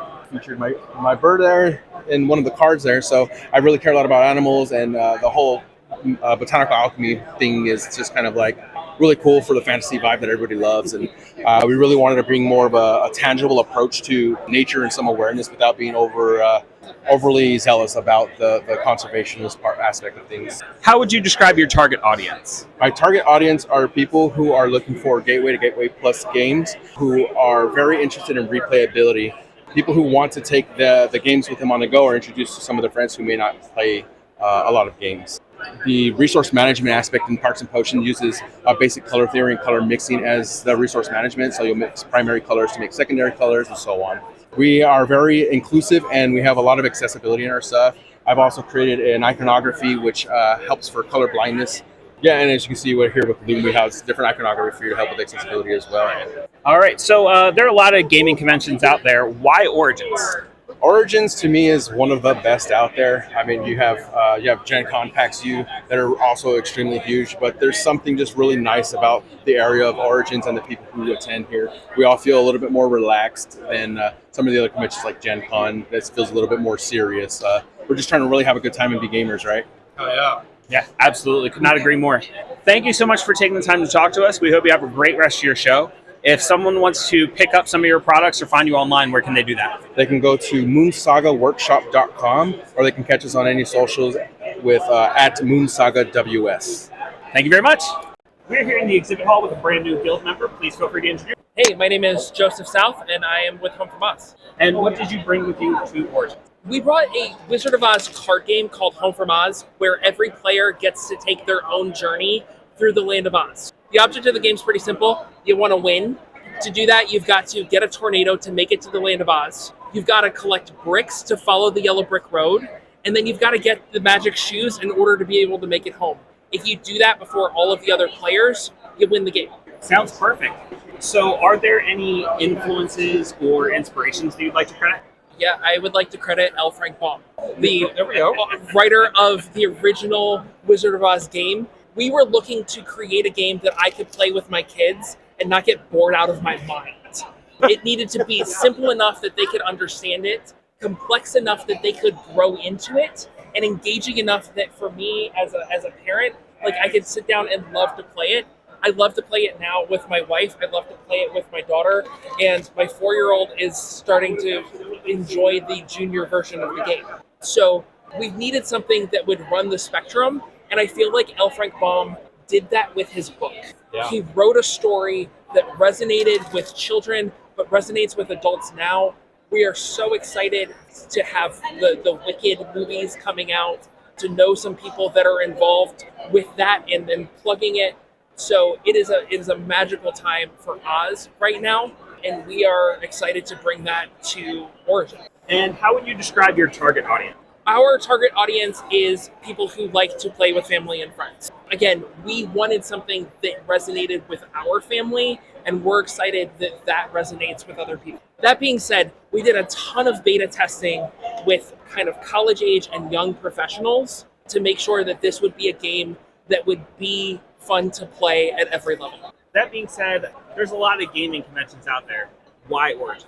But we're Ohio local, so that's pretty exciting. We're out of Northwest Ohio, so this was close enough. Sure. And we are proud members now of Gamma. It is very difficult to be a family game creator. We've taken a path that's different than most. We didn't run a Kickstarter, which actually closes the doors to us running some subsequent Kickstarts on our product. But we did go to our friends and family and we said, hey, we want to start a game. We've been testing it.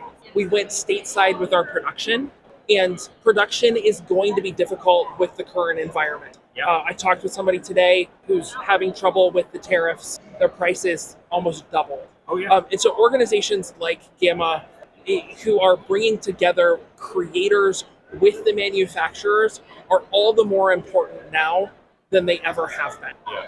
And so we're excited to be here to play our small part, to be able to connect with other creators, to be able to connect with manufacturers.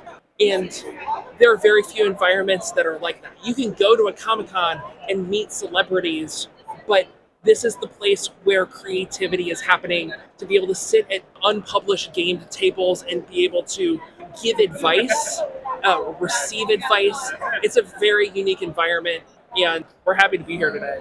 Well, thank you so much for your time. We hope you have a great rest of your show. If anybody wants to pick up your product or find you anywhere online, where can they do that? Oh, at homefromus.com. They can find us there. They can find us on most of the major social media platforms at Home From Us. Did you have anything you need to say? No. Got it. Thank you very much. We are here in the exhibit hall with two brand new guild members. Feel free to introduce yourselves. Hi, I'm Caridad del Toro. I am Scott Garzon. And tell us a little bit about what you brought with you to Origins. So we make diceless role-playing games. We have a few. We have tarot-based, which allows for a little bit more collaborative play. So instead of rolling dice, you do a 3-card draw, and that allows you to both determine whether or not you succeeded, but it also allows players who draw major arcana to influence and add to the narrative, making it much more collaborative storytelling. And we have several games covering multiple genres that kind of bring interesting takes, I think, to those genres. One of our newest games is Once Upon an Effing Time.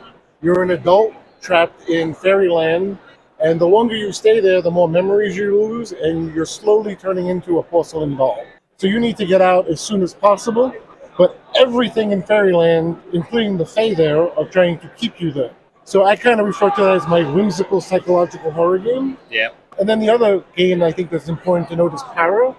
That's up for core rulebook of the year at the Origins Awards tonight. So I'm excited. Congratulations. About that. Thank you. Yeah, okay. When I first got that, I was like, really? I got so excited. But anyway. Fingers crossed for the win. Yeah, fingers crossed. But in that game, you play a para, so you have paranormal abilities, and you've kind of been outcast for your whole life. But now you're going off to college, and you go to Hastor College in upstate New York, this weird liberal arts school. And for the first time ever, you meet people like yourself. So there's a very strong found family element. But then weird things start happening, and now you have to protect your found family and solve the mystery of Hastor College. The run-through on the sandbox, if you play once a week, takes about a full year. So there's a lot there, and there's a lot to really get invested in. So I'm really proud of both of those games. And we have other games along those lines in different genres. But those are the two big ones, I think, at this event. Yeah. So are there any influences or inspirations that you'd like to credit? Well, I'm an English literature major.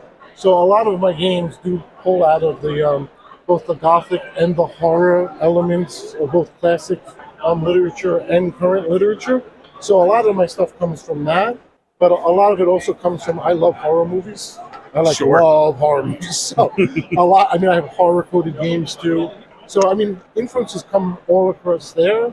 But the big thing is when I was making my first game, which was Power, I started out making a completely different game. And I kind of stopped myself after a couple of months of hammering away at this game, and I wanted to bring together two big facets of my life, which ultimately was tarot cards and horror and the paranormal. So those were probably the biggest influences and my biggest drivers in making these games. And I'm trying, like everybody, to come out with unique concepts and takes on a lot of these different themes. Yeah, I'll say I've been completely feral about the Once Upon a Fucking Time since I heard about it, and also the booth in and of itself is like evoking this deep-seated desire to run a metaphysical shop / game store that I've had for years. So like I'm just standing here in jealousy now. It's like, dang it. All right. So other than my podcast partner, could you describe to me your target audience? Well, our target audience, and you could also talk to this. Well, our target audience is, we speak towards the misfits. We speak towards the outcasts a lot of the time. We want to tell stories about a diverse cast of people. I have been doing Twitch online for some time to showcase some of our longer campaign settings, and we wanted to take the opportunity to tell stories about LGBTQ members, about people who have had experiences with persecution. And so, like with Para, our prime example, the first sentence about Haster College is, this is a place for the misfits and the outcasts and for the alternative, for those who were not accepted in high school, who could find a place to be together. And we want to use Eerie Games as a way to create that space. That's lovely. So there are a lot of different game conventions out there. Why Origins? Well, Origins is, in my viewpoint, it's like one of the big three. But Origins also is, I think, a little bit more niche in how it caters more to the industry and the industry professionals. And it really gives you an opportunity to kind of raise yourself up and be noticed. Not that the other ones aren't good, but they're more just about like selling and playing and selling and playing. And this is a little bit more about the larger gaming community. They created a very collaborative event with the media night itself, with the amount of people here who just want to talk to the other vendors and create relationships. I've had about 5 people come by who just want to talk about like, hey, I heard about you from so-and-so, and like, could we have just a quick chat about what you bring to the table, and we want to talk about what we can do for you. So it's just been a wonderful experience so far. Like one of the things that I found over the years, because I've been playing a long time, is I remember, way back before the internet fully exploded and everything, how a lot of game stores used to be these like community hubs where we were able to come together. And now, unfortunately, because of changing retail dynamics, that's kind of drifted apart. And I kind of feel Origin kind of helps fill that harder to find community hub. Well, thank you very much for your time. We hope you have a great rest of your show. If anybody wanted to pick up any of your products or find you anywhere online, where could they do that? Oh, goodness. You can find us on eeriegames.com for one. You can find us on Facebook. We have left X, but we are on now Instagram, and we're on Blue Sky as well. Eerie Games Dev. Eerie Games Dev, specifically on social medias. And we're also found on Twitch, where you can catch us playing some games here and there, pulling from our player base. In addition to that, we have our Discord server, which you can find on our website. In there, we post a lot about the games, we answer questions about the games, and we also send beautiful little animal pictures to keep everyone happy. All right, thank you both very much. Thank you very much. Thank you so much. We are here in the exhibit hall with a brand new guild member. Feel free to introduce yourself. How do you do? I'm Daniel from Tea and Absinthe. And what did you bring with you to Origins? Tea and absinthe? I'm so happy you said that. Okay, to be fair, mostly tea, not that much absinthe. We've got 29 different blends of loose leaf tea. Most of them are themed after some of our favorite fandoms. So we've got Dungeons and Dragons, vampire themed teas, Alice in Wonderland, Avatar: Last Airbender. Finally, the 4 nations can live in harmony in your tea cabinet. Yes, absolutely. We also have teaware and barware. That's where the absinthe stuff comes in. Got a bunch of historical reproduction absinthe spoons. And our other new toy we call Alchemist Dust. It's a drink shimmer, edible glitter, so you can make your drinks look like magic potions. For those of you who can't see our audio-only format, my fellow guild member's jaw just dropped. So, are there any inspirations or influences that you'd like to credit? Well, I mean, the reason we started doing all of these themed teas is really, it began with Starry Night, which was our most popular tea for quite some time. It's an almond coconut black tea. But if you just look at the blend itself with the plains of almonds and little flecks of coconut, it looks sort of like the painting. Yeah. So we said, we'll name it after that. And then we went, oh wait, that's a thing. And our idea of having just a tea business that goes to nerdy places became instead a nerdy tea business. who would you describe as your target audience? My target audience is really fellow nerds. There's a lot of fan engagement where people will make costumes and do their own either original character or slash fic or whatever they're doing, and they're bringing some of themselves into the worlds that we all live in through media. So we do that with tea, with flavor. Just as an example, TARDIS 11. The Matt Smith as the Doctor in Doctor Who, when he first showed up, couldn't figure out what he wanted to eat. It was a new body, new taste buds, and he finally settles on fish fingers and custard. So we have our fish fingers and custard tea, fish fingers not included. Aww. But that wasn't what really made that decision for us. Later, several seasons later, spoilers, the Doctor is murdered by an astronaut, and all the companions know they can't tell him because that hasn't happened to the Doctor they know. That was a future Doctor. Mm-hmm. And the Doctor finally corners Amelia Pond and says, what aren't you telling me? Oh, what do you mean? No, I know, you're not telling me something. I can't tell you. That's why we're not talking about it. Well, can you tell me why? And she goes, no, I can't. And the Doctor's really frustrated. Puts his hand on his head and looks around and goes, all right, how important is this? Amelia looks at her feet for a second and goes, fish fingers and custard. And the Doctor says, oh, all right then, and never asks them again. So it is that, that's the kind of passion we bring to our projects. It's that's awesome. And I love telling the story. And fellow Doctor Who fans are like, oh yeah, absolutely. I remember that. So there's a lot of conventions out there. Why Origins? Well, we've been doing Gen Con for a long time, and Origins and Gen Con, it is such a perfect fit together. I also really love the gaming community, not only playing games, tabletop, role-playing games, board games, and all my whole life, but also just as a customer. Gamers are different. They understand about decision paralysis. If they're taking too long, they'll be like, all right, I know I'm taking too long. I will either make a decision right now or I'm going to circle back. And they're not saying that as, oh, I'm being polite and leaving. What they mean is they're going to circle back when they have a decision. Right. And, taking turns. If they're standing too long in front of something, they're like, oh, wait a second. Other people need a shot too. And that kind of self-awareness is not necessarily common amongst the entirety of nerddom. That's true. Yeah. So thank you very much for your time. You're welcome. We hope you have a great rest of your show. If someone wants to find your products or find you anywhere online, where can they do that? teaandabsinthe.com. And we are also Tea and Absinthe, all spelled out, on Facebook and Instagram. And the evil bird that no longer exists. We don't really use that much anymore. Yeah, us too. Thank you very much. You're quite welcome. We are here in one of the Origins media rooms with a brand new guild member. Feel free to introduce yourself. I'm Alex Hart from Might I Suggest a Game, a channel devoted to helping you find your perfect board game.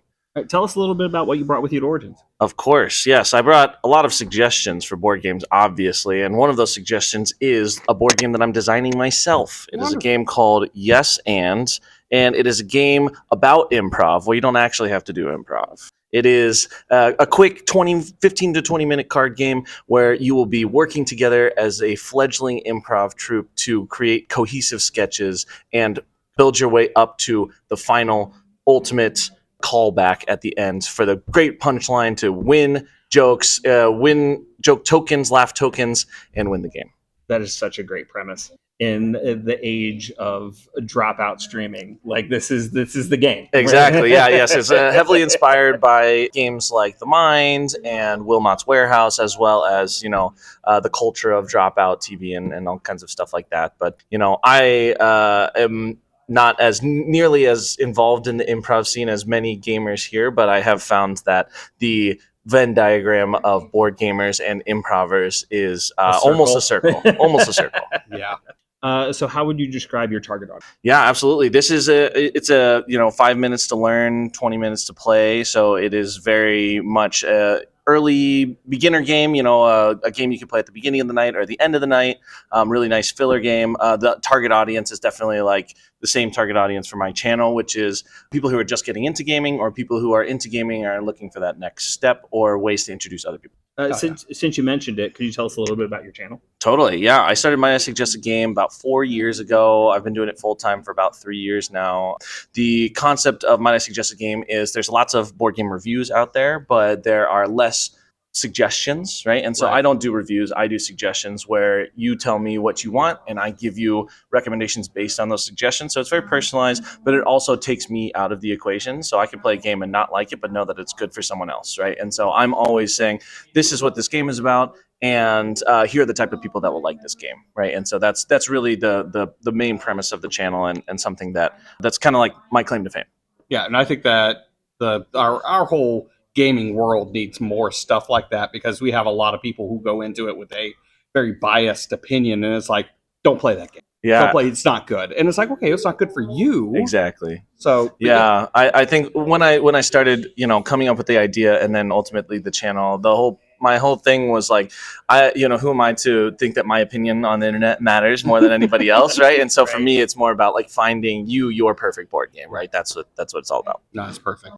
So there's a lot of gaming conventions out there. Why Origins? Totally. Well, I have a personal connection to Origins. First of all, it's the first board game convention I ever went to. But second of all, my family is from Cincinnati. I'm born and raised in Cincinnati. My brother lives in Columbus. So I've got family out here. I'm based in Portland, Oregon. So I made quite a long trek to get here. But I always love Origins just to be with family, but also because it's a great environment. I feel like, having been to others like PAX U and Gen Con and, some of those other ones, like Origins has a very accessible feel, and while still feeling like a bigger convention, right? Because it is quite large, But once you've been to a Gen Con or something like that, right? It's like you're not having to elbow your way to all the booths, which is fantastic, but there's still plenty of really awesome vendors and things like that happening there. So yeah, could not agree more. So thank you so much for giving us some of your time. We hope you have a great rest of your show. If our listeners wanted to find your product, find you online, where could they? Totally. You can find me on Instagram, TikTok, or YouTube under Might I Suggest a Game. That's just the handle. You can find me. Just type in Might I Suggest. I'll pop up. All right. That's where you can find me. And if you ever need any personalized board game recommendations, that's where you would hit me up. Absolutely. Yeah. Thank you very much. Yeah. Thanks. Cheers. This has been a long one, Guild members. Let me tell you, we did twice as many rows of booths as we did yesterday. Probably twice as many interviews as well. I don't know. I don't think that's how math works. I'm going to have to count them up. We did maybe afterwards. Just as many interviews. We didn't do twice as many interviews. I know we did more. Okay. Maybe not twice as many. Sure. But I know we did more. And man, that Sage Stones event at the end of the day was on point. Yeah, I had a little too much mead. I've had 3 glasses of mead. I'm exhausted. I'll tell you, I couldn't pretend to be perky right now. It also ended my winning streak of the convention. I have won every game I've played at this convention until the one that mattered. We were at a champions game to actually win a Sage Stone board. Which means you were going up against each other. Yes. I That was choked. I've won every game until then. Well, you're a loser. Oh, yeah, I am. There goes the imposter syndrome again. That's right. Well, it's not imposter syndrome when it's true. Oof. Ouch. I'm so sorry. Wow. That was too harsh. Good Lord. Oh, my God. What's wrong with me? But we got a lot of cool stuff to look forward to tomorrow. Yeah. We got some people coming to the media room again for in-person interviews. Yeah. We got the cosplay people to talk to yet. Hold on. I think we see people we know again. Didn't we just see you this morning? That's crazy. Well, yeah, we just keep running into you guys. Good evening. Yeah, Brian from Cloak and Meeple, Will from Cloak and Meeple. Yeah. Wow, you tired too? Yeah. We must stop man. meeting like this. Boy. We're in this exact same area too. This is the only place that we can sit down and hook up our phones to. And there's also a vent right above us. Which feels really nice. Well, the vent might not be right above us, but wherever it is blowing directly on us. right. We get the most attention here, and we crave it. Yeah, we keep running into you guys. That's right. That's right. Tomorrow, we also have our True Dungeon run. Yeah. And we'll probably be talking to those folks as well. Mm-hmm. So stay tuned, because we got some good stuff coming up. Can't wait. Email us, castersguild@gmail.com. Let us know what your favorite interview has been so far. Join us on the Discord. That's where all the fun stuff is happening. And we will see you in the next one. Bye-bye, everybody. Bye. Bye. See you later. Bye. Bye. Bye. Bye. See you. I'm too drunk for this. Bye. Oh my God.